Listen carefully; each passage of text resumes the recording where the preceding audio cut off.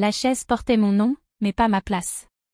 Des cartons d'ivoire pliés, ornés d'une calligraphie douce, étaient glissés à côté d'un verre à vin poli jusqu'à briller, Marie Callahan. Pendant un instant, j'ai cru que j'étais à ma place, jusqu'à ce que je voie où la chaise se trouvait. Dernière rangée, tout au fond à gauche, 2 sièges avant la table des desserts, entre tante Nora, qui ne m'avait pas appelée depuis 8 ans, et une certaine Belinda, présentée dans un email groupé comme « la cousine de la collègue de papa ». Personne de la table d'honneur des Callahan n'était assis près de moi. Je me suis arrêtée, et cligné des yeux 1 fois, 2 fois, puis me suis tournée vers l'hôtesse. « Excusez-moi », ai-je dit doucement, puis plus fort à la femme qui disposait les cartons sous la lumière dorée des bougies. Ma mère, Denise Callahan, vêtue de mousseline couleur écume de mer et de perles comme si elle possédait le vignoble, n'avait pas l'air embarrassée, seulement légèrement agacée. « Il n'y avait que peu de place à la table d'honneur, Marie, dit-elle en lissant le devant de sa robe. On a priorisé les photos. Tu n'apparais dans aucune des récentes. Ça aurait donné un effet, 10 juin. J'ai inspiré. C'est parce que je n'ai pas été invitée aux 5 derniers événements. Elle n'a rien répondu. Son sourire taché de rouge à lèvres est resté figé dans une tension polie. Mais son silence disait ce qu'il disait toujours, ce n'est pas une question d'équité. C'est une question d'image. De l'autre côté de la pièce, mon frère Éric Callahan, 3 ans de plus que moi, tout juste rentré d'un déploiement militaire, toujours vaguement rouge de coups de soleil, leva son verre. Sérieusement, lança-t-il, tu fais toute une scène, pour une chaise. Je ne l'ai pas regardé. Inutile. Il avait déjà pris assez sans demander. Quelques invités se sont tortillés sur leurs chaises. Les fourchettes ont ralenti. Les conversations se sont arrêtées. La voix de Denise a baissé d'un ton. Ne fais pas de cette soirée ta soirée, dit-elle, sèchement. Pas encore. Comme si j'avais déjà été le sujet. Comme si on m'avait déjà laissé prendre ma place. Je me suis tournée vers Kelsey Callahan, ma plus jeune sœur, rayonnante dans sa robe en soie corail et ses reflets de diamants. Nos regards se sont croisés moins d'1 seconde. Elle m'a offert un sourire crispé, du genre qui dit « S'il te plaît, ne gâche pas ça ». Puis elle a détourné les yeux. J'avais apporté un cadeau, un album photo relié à la main, sur lequel j'avais passé 3 week-ends. Des photos de notre enfance, balade en charrette à foin, déguisement d'Halloween, bonhomme de neige à moitié fondu dans le jardin. J'avais restauré les couleurs et ajouté des notes écrites de ma propre main. Emballé dans du papier craft avec un ruban bleu, il était encore dans mon sac, toujours fermé. Ma main s'est posée sur le dossier de la chaise à mon nom. Je l'ai regardé un moment, puis je l'ai relâché. Je n'ai pas élevé la voix. Je n'ai pas protesté. J'ai juste déposé le carton à mon nom dans l'assiette, me suis retournée, et suis sortie par les portes latérales. L'air du vignoble était chaud et sec. L'odeur du fruit planait lourdement, en fermentation sous les guirlandes lumineuses. Mes talons claquaient doucement sur la pierre, seul bruit m'accompagnant alors que je passais devant les rangées de cépages tardifs et de rouges sans étiquette. Personne ne m'a appelé.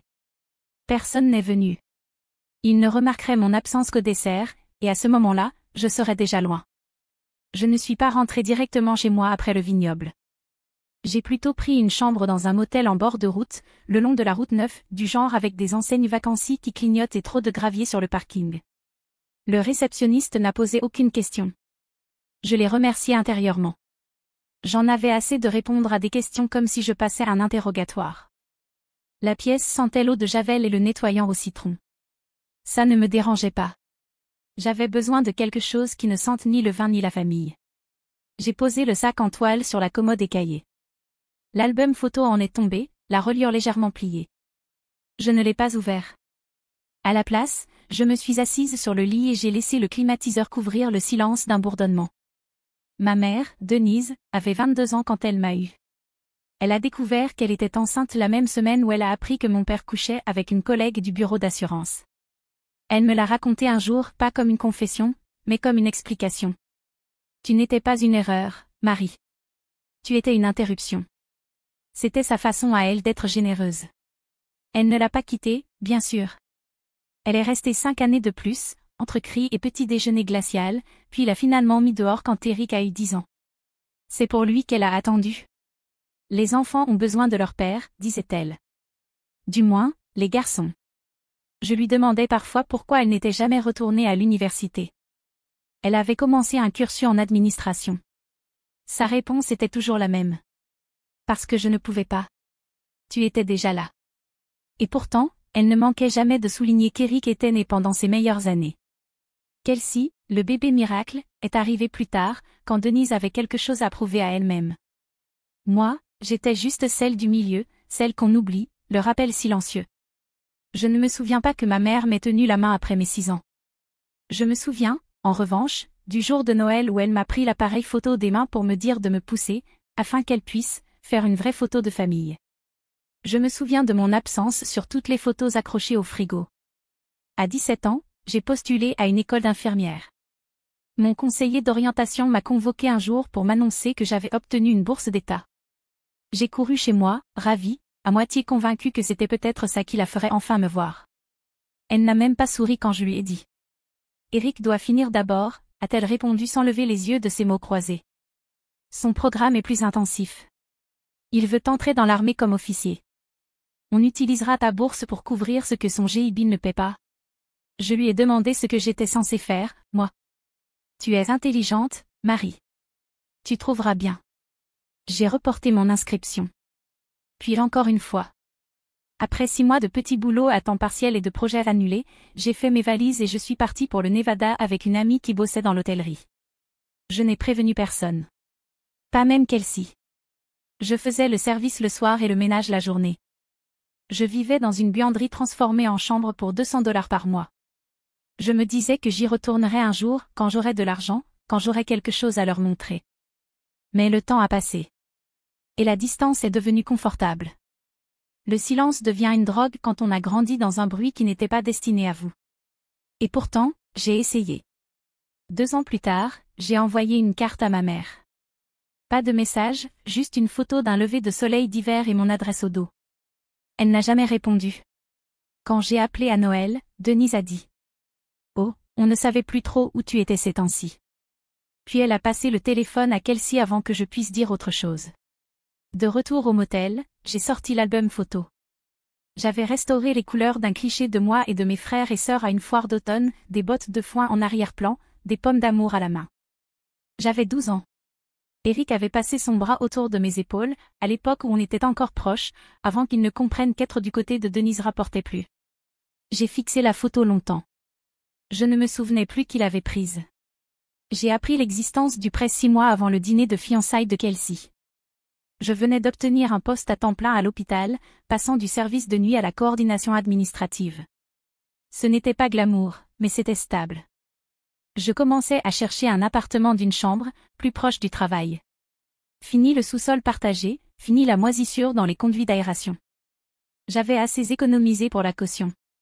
Pour une fois, j'avais l'impression d'avoir une longueur d'avance. Puis le coup de fil est arrivé. L'agent immobilier était poli, presque désolé. Je suis navrée, mademoiselle Callahan, mais votre score de crédit vous a classée comme défaillante. Il y a un prêt étudiant actif à votre nom. 35 000 $ en recouvrement. Prêt contracté en 2015. Je suis restée figée dans la salle de pause de l'hôpital. C'est impossible, ai-je dit. Je n'ai jamais contracté de prêt. Je ne suis jamais retournée à l'école. Mais les documents ne mentaient pas. Quand j'ai consulté le rapport ce soir-là, tout y était, mon nom, mon numéro de sécu, ma date de naissance. La demande était remplie avec des informations que seule une personne proche pouvait connaître, et tout en bas, une signature familière, des boucles cursives, trop soignées pour être les miennes. La co-signataire, Denise Callahan. Je fixais le document, puis l'impression que je tenais entre mes mains tremblantes. Mon nom avait été emprunté, tordu, puis vendu sans un mot. Je n'ai pas pleuré, pas à ce moment-là. J'ai étalé les papiers sur le sol de mon studio et je me suis assise en tailleur à côté, comme une enfant à l'heure du conte, essayant de comprendre une histoire dans laquelle je n'avais jamais eu de place. Une semaine plus tard, je suis allée chez elle. C'était un dimanche après-midi. Le jardin sentait l'herbe coupée et l'engrais. Denise est sortie avec des gants de jardinage et un sécateur à la main, les cheveux attachés dans un foulard rouge que je reconnaissais de mon enfance. Je n'ai pas haussé la voix. Je lui ai tendu la liasse de papier. C'est toi qui as fait ça? Elle les a regardés, puis m'a regardé. Son visage n'a pas bronché. J'ai fait ce qu'il fallait faire, a-t-elle dit calmement. Eric avait besoin d'aide. Il ne pouvait pas se qualifier tout seul, et toi, tu n'utilisais pas ton crédit. J'ai cligné des yeux. Tu as contracté un prêt à mon nom. J'ai co-signé, a-t-elle répondu, comme si ça changeait tout. Ce n'est pas du vol. C'est la famille. J'ai fait des sacrifices pour vous tous. Tu crois que j'avais le choix quand j'ai quitté mon travail après que ton père soit parti? Tu n'étais pas la seule à avoir perdu quelque chose. Je n'ai rien perdu, ai-je dit. Tu ne m'as jamais rien donné. Elle a froncé les sourcils. Ne sois pas dramatique, Marie. On t'a aidé quand tu en avais besoin. Quand, ai-je demandé, plus doucement. À quel moment m'as-tu aidé? C'est là qu'elle s'est tournée pour rentrer, marmonnant quelque chose à propos d'ingratitude et de vieilles blessures. Je suis restée 1 minute de plus dans son allée, respirant fort, sentant la chaleur du soleil me taper dans le dos. Puis j'ai fait demi-tour, marché jusqu'à ma voiture, et suis partie sans regarder dans le rétroviseur. Ce soir-là, j'ai ouvert un dossier sur mon ordinateur portable. J'ai scanné chaque document. J'ai sauvegardé chaque capture d'écran, les anciens textos d'Eric, mon rapport de crédit, même un rappel de calendrier du jour où j'ai découvert la vérité. Et j'ai enregistré un mémo vocal, juste ma voix, décrivant la conversation mot à mot avant qu'elle ne s'efface. Je ne savais pas encore ce que j'allais en faire. Mais je savais, pour la première fois, que je ne pouvais plus attendre que quelqu'un d'autre règle ça. Pas Kelsey, pas Eric, et certainement pas ma mère. C'était le moment où j'ai cessé d'espérer des excuses. C'était le moment où j'ai commencé à me préparer à dire la vérité. Je n'ai pas envoyé le dossier à ma mère. Je ne l'ai pas envoyé à Eric non plus. Je l'ai envoyé à Marcus Owens, le fiancé de Kelsey, 2 semaines avant le dîner de fiançailles. Je n'avais rencontré Marcus que 2 fois. La première, c'était à un barbecue dans le jardin, l'automne dernier, quand il avait discrètement replié les chaises en fin de soirée sans qu'on le lui demande. Il m'avait offert une assiette de brownie fait par quelqu'un d'autre, puis était resté debout, les mains dans les poches, pendant que le reste de la famille faisait semblant de ne pas voir que j'étais seule au fond du jardin. La seconde fois, c'était à l'hôpital, où il représentait un patient lors d'une audience de tutelle. Nos regards s'étaient croisés dans l'ascenseur. Il avait hoché la tête. C'était suffisant. Il m'avait semblé être quelqu'un qui remarque les choses, plus important encore, qui s'en souvient. Je connaissais son nom complet. Je l'avais cherché quand l'annonce du mariage était tombée dans le groupe de discussion familiale, duquel je n'avais jamais été officiellement retiré. J'ai trouvé son adresse e-mail professionnelle sur le site du cabinet d'avocats. Tout était public. Le mail que je lui ai envoyé n'était pas dramatique. Pas de salutation, pas d'introduction émotive, juste une ligne, tapée tard dans la nuit dans la cuisine, le frigo ronronnant derrière moi. Tu vas entrer dans cette famille. Je me suis dit que tu devrais savoir ce que ça signifie. Le dossier joint était propre, chronologique. Des documents scannés du prêt fédéral avec ma signature falsifiée, des avis de recouvrement, des rapports de crédit, des captures d'écran des textos d'Eric de 2019, quand je l'avais confronté. Calme-toi. Maman l'a signé. De toute façon, tu ne comptais pas utiliser cet argent. Il y avait aussi un fichier audio, ma voix, enregistré le jour où je me tenais dans l'allée de Denise, juste après qu'elle m'ait dit que j'étais dramatique. Un autre mémo, plus discret, captait un appel avec Kelsey, où elle disait « Marie ne termine jamais rien, même pas sa thérapie, tout comme l'école. » Je ne m'attendais pas à une réponse. Marcus n'a pas répondu le lendemain ni celui d'après. Pendant une semaine entière, le message est resté dans ma boîte d'envoi, non lu, sans confirmation. Je me suis dit qu'il l'avait peut-être supprimé, ou décidé que ce n'était pas son affaire. Je n'étais pas en colère. J'avais déposé ce fardeau. Ce qu'il en ferait, c'était à lui de voir. Puis, 3 jours avant le dîner de fiançailles, un message est arrivé. Merci de m'avoir fait confiance. C'est tout. Aucune question, aucun démenti. Mais je l'ai lu 3 fois. Les mots étaient discrets, mais ne sonnaient pas creux. Je ne savais toujours pas ce qu'il ferait. Honnêtement, je ne m'attendais à rien.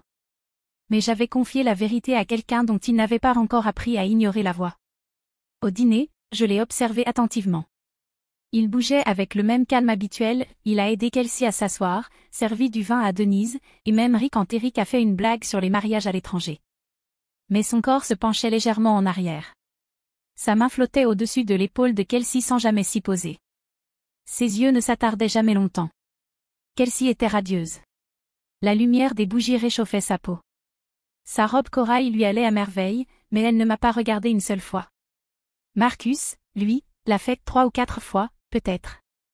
Pas longtemps, pas de façon évidente, juste assez. Et j'ai compris. Après avoir quitté la table, celle près du chariot à dessert et de l'ancien collègue de mon père, j'ai imaginé leur trajet de retour, le silence dans la voiture, la manière dont il tiendrait légèrement le volant avant de demander. Tu le savais? La façon dont Kelsey jouerait avec son bracelet. La manière dont elle dirait peut-être. Ce n'était pas à moi de le dire. Ou pire, rien du tout. Le motel, ce soir-là, était plus calme que d'habitude. Pas de bruit de mariage, pas d'écho de musique provenant de la salle de réception. J'ai défait mes affaires lentement, comme pour ne pas réveiller quelque chose. L'album photo que j'avais fait était toujours au fond de mon sac, enveloppé dans du papier craft doux, noué avec de la ficelle. Mon écriture sur chaque page me semblait désormais trop soignée, presque comme celle de quelqu'un qui supplie d'être réintégré. Je ne l'ai pas ouvert. Je l'ai juste tenu un moment, puis je l'ai glissé sous mon carnet. Tout n'a pas besoin d'être confronté. Certaines vérités n'ont besoin que d'être entendues par quelqu'un qui les portera, même s'il ne les répète jamais. Marcus avait vu. Et cela suffisait. C'était la première fois depuis des années que la vérité ne semblait plus être un fardeau uniquement à moi. Je n'ai pas été invitée au brunch familial. Kelsey a posté une photo ce matin-là, un cliché artistique de mimosa, de tulipes pâles et de nappes couleur crème. La légende disait. Reconnaissante. Je me suis assise dans un dîner de l'autre côté de la ville, tournant lentement ma cuillère dans un café tiède, sachant déjà que ça ne durerait pas. En début d'après-midi, les messages ont commencé à arriver. Le premier venait de tante Nora. Que s'est-il passé? Pourquoi aurait-il fait ça aujourd'hui? Puis d'Eric. Tu trouves ça drôle? Tu es vraiment malade. Et enfin de ma mère. Il faut qu'on parle. Ça ne peut pas être vrai. Je n'ai répondu à aucun d'eux. Plus tard, j'ai appris ce que Marcus avait fait. Il était arrivé au brunch en avance, bien habillé, calme, impeccable. Sans annonce, sans drame. Il avait attendu que tout le monde soit assis, serviette sur les genoux, fourchette levée vers la quiche. Puis, il avait posé un dossier sur la table, l'avait ouvert lentement et avait parlé d'une voix claire. Avant qu'on finalise les contrats ou la liste des invités, il y a quelque chose que je dois clarifier. Denise, tu as signé un prêt fédéral en utilisant l'identité de Marie. Eric, tu as utilisé cet argent pour acheter une propriété. Aucun de vous ne l'a informé ni remboursé. Kelsey, tu étais au courant. Personne n'a bougé. Pas au début. Puis Denise a dit que c'était un malentendu, qu'elle avait tous les droits d'aider ses enfants. Eric a parlé d'histoires anciennes, a dit que Marie ressortait tout ça pour gâcher la journée. Kelsey a pleuré. Mais Marcus n'a pas élevé la voix. Il a simplement refermé le dossier et s'est levé. Je ne peux pas épouser une famille qui appelle le vol de la loyauté et le silence de l'amour. Il a laissé sa bague sur la table et est parti sans se retourner. Je l'imaginais figé, Denise, Eric rouge de colère, Kelsey avec du mascara qui coulait. Et puis j'ai pensé au cadeau que je n'ai jamais offert, toujours dans mon sac de motel, intact. Mon nouvel appartement était petit. 2e étage, pas d'ascenseur, mais propre. Les fenêtres donnaient à l'est, et le matin, la lumière entrait douce et dorée, comme si elle n'avait nulle part ailleurs où aller. J'ai emménagé 2 jours après le brunch. Personne ne s'est proposé pour m'aider. Je n'ai rien demandé. Il y avait un chèque plié dans ma boîte aux lettres, l'écriture de Kelsey sur l'enveloppe. À l'intérieur, la moitié de l'argent du fonds de fiançailles. Pas de mots, juste une phrase griffonnée au crayon, j'aurais dû dire quelque chose. Je suis désolée. Je ne l'ai pas encaissé. Je l'ai rangé dans le même tiroir que l'album photo. Parfois, je l'ouvre juste pour voir si l'encre s'est effacée. Elle ne s'est jamais effacée. Eric a envoyé un texto, tu as tout gâché. Je l'ai lu sans émotion. Il ne restait plus rien à gâcher. Tout avait été détruit bien avant moi. Ma mère a envoyé un email avec pour objet, clarifier. Dans le message, elle écrivait, je n'ai jamais voulu que ça aille si loin. On voulait juste aider Eric à démarrer. Je pensais que tu comprendrais. Je n'ai pas répondu. Pas parce que je n'avais rien à dire, mais parce que j'ai enfin compris que le silence pouvait être une forme de réponse. Cette semaine-là, j'ai acheté un cahier à spirale bon marché et j'ai commencé à écrire. Pas sur eux, mais sur moi. Mes mains, ma voix, ce dont je me souvenais quand plus personne ne parlait. Tous les soirs, je rentrais à pied par le long chemin, en passant devant le fleuriste qui vendait des roses abîmées à $1 la tige, devant la supérette qui se souvenait de mon prénom. Pour la première fois depuis des années, mon prénom me semblait être quelque chose que je pouvais dire à voix haute sans grimacer. Une semaine plus tard, je suis passée devant une boutique de robes de mariée en revenant de la pharmacie. Une nouvelle vitrine avait été installée, manches en dentelle, voile perlé, un mannequin figé en plein tourbillon. Je me suis arrêtée juste assez longtemps pour sentir la douleur dans ma poitrine. Puis j'ai continué à marcher. Je ne sais pas ce qu'il est advenu de l'acompte versé à la salle de mariage. Je ne sais pas si Denise a blâmé Kelsey ou si Eric a jamais reparu. Je ne demande pas. Parfois, le soir, j'entends encore sa voix dans ma tête, pas en train de crier, juste familière, tu as toujours tout compliqué. Mais la différence maintenant est simple. Je ne réponds pas. Le chèque est toujours dans le tiroir. L'album aussi. Je ne les ai pas touchés, mais je ne les ai pas jetés. Peut-être que ce ne sont que des morceaux de papier. Ou peut-être que ce sont des rappels que même quand les gens te trahissent complètement, certaines choses, ce que tu as créé, ce que tu as porté, ne perdent jamais leur forme. Je marche tous les jours, désormais. J'écris. J'arrose un plant de basilic qui essaie de mourir. Je ris devant des séries nulles et j'apprends à aimer le silence. Je n'ai bloqué personne. Je ne leur ai pas pardonné non plus. Certaines histoires n'ont pas besoin de conclusion. Juste de distance. Et la mienne en a enfin. Si ton absence a déjà parlé plus fort que ta présence, alors sache que moi aussi, j'étais là.